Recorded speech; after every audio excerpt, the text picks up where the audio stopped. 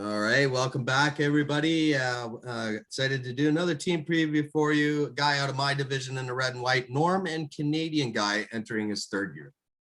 Yeah, Norm Canadian guy is one of those owners who's pretty quiet, but he's definitely around. He throws a jab in every once in a while. Good owner, he's always there. I no complaints about Norm Canadian guy for me. Looking at his record, he went 5-8 last year. He's 6-20 overall. He's definitely improved from the first year, and I think it kind of shows what his draft grade for, at least for me. Looking at his team, he has Mahomes and Newton. He has Cern, Hines.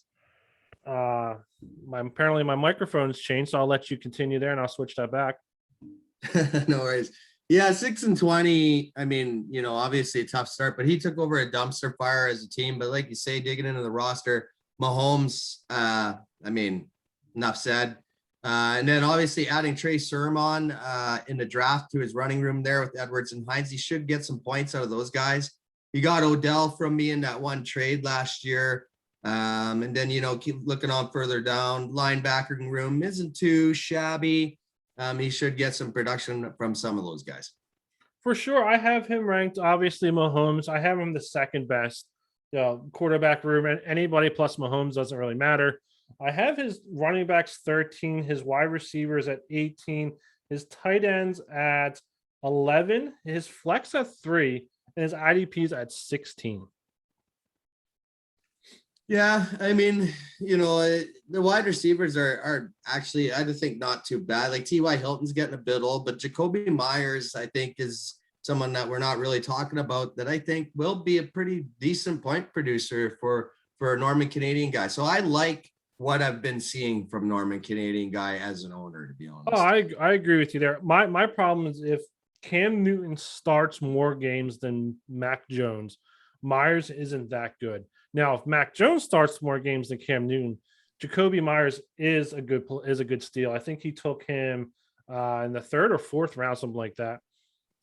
You're looking at his grades. You gave him a B. I gave him a C plus just because I think there was a couple players that he could have switched out. He took McKissick at 216.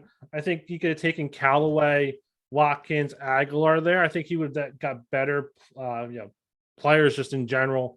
And then, as we talked about Jacoby Myers, Malcolm Brown went the very next pick. I personally would have taken Malcolm Brown there than Jacoby Myers, just for the fact that I think Malcolm Brown might be the number one running back for Miami there. So I would have taken those two other players, but it's nitpicking. So C plus, B minus, whatever you want to give them. Yeah, I think, we've questioned Norm's ownership in the past before. And I mean, he made me that one trade last year too. That also helped me win the championship, to be honest. But when I look at the draft here, I think Norm is improving as an owner. I hope he takes that the right way. The Sermon pick was good. I thought his strategy of going 3 running backs right off the bat was the right move. He only had Gus Edwards as a keeper. Jacoby Myers, round 6. The reason why I liked it was because BC Lions picked Rashad Perryman just before that. And I think Jacoby Myers is a better pick there. 100%. The questionable pick for me early on for Norman Canadian guy was Hayden Hurst. Jonnu Smith, Ingram, Cole Kmet were just a few of the tight ends picked after.